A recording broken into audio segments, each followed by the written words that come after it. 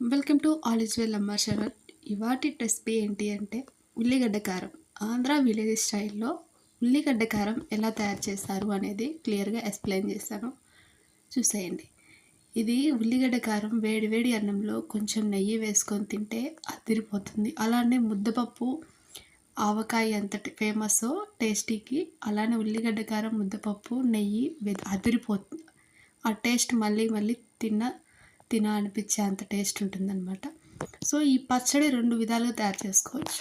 ఉల్లిగడ్డల్ని దంచి దాంట్లో కొంచెం కర్రీస్లో వేసే కారం ఉప్పు అన్నీ కలిపి దంచి రోటి పచ్చడిలాగా రోట్లో దంచి తాలింపు పెట్టేసుకొని ఉడికించుకుంటే అదొక రకం. సో ఇంకోటి ఏంటంటే ఉల్లిగడ్డల్ని ముక్కలుగా కట్ చేసుకొని నూనెలో ఎలా ఉడికించుకొని ఎలా తయారు చేస్తారనేది ఇంకొక రెండో పద్ధతి అనమాట.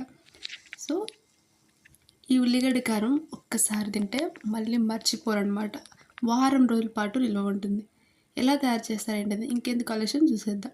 కొంచెం నూనె వేసి తాలింపు గింజలు యాడ్ చేసి, తాలింపు గింజలు వేడెక్కగానే ఎండుమిర్చి, పచ్చి కరివేపాకు లేదంటే ఎండుకంటి కరివేపాకు, ఉల్లిగడ్డ ముక్కలు యాడ్ చేయండి. ఉల్లిగడ్డ ముక్కలు బాగా ఉడికిపోయేంత వరకు వేయించుకోవాలి. ఉల్లిగడ్డ ముక్క ఎంత బాగా ఉడికిపోతే రుచి అంత బాగా వస్తుందన్నమాట. ఏదైనా టేస్ట్కి తగ్గట్టు కొంచెం ఉప్పు యాడ్ చేయండి. అలానే మనకు ఉల్లిగడ్డ ముక్కలు మీకు స్పైసీనెస్ ఎక్కువ కావాలనుకుంటే ఎక్కువ, మీ స్పైసీనెస్ తగ్గట్టు కొంచెం కారం యాడ్ చేసుకోండి.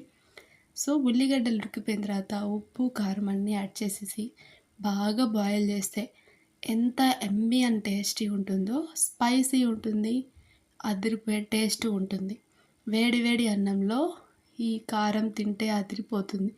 బాగా పత్తెం ఉండి హెల్త్ ప్రాబ్లమ్స్ ఉండి నోరు చప్పబడిపోతే కనుక ఈ ఉల్లిగడ్డ కారం తింటే ఆ పత్తెం అనేది పోతుంది, నోటికి అనేది రుచి వస్తుంది. సో ఇది విలేజ్ స్టైల్లో ఉల్లిగడ్డ కారం ఫేమస్ అనమాట. ఇది మీరు ట్రై చేయండి, తప్పకుండా చాలా రుచిగా ఉంటుంది. చాలా వరకు అందరూ ఇష్టపడతారు ఈ పచ్చడి తినడానికి. ఇంకెందుకు ఆలస్యం, మీరు ట్రై చేయండి. ప్లీజ్ వీడియో నచ్చితే కనుక లైక్ చేయండి, షేర్ చేయండి, సబ్స్క్రైబ్ చేయండి. మరికొన్ని వీడియోస్తో మళ్ళీ కలుద్దాం.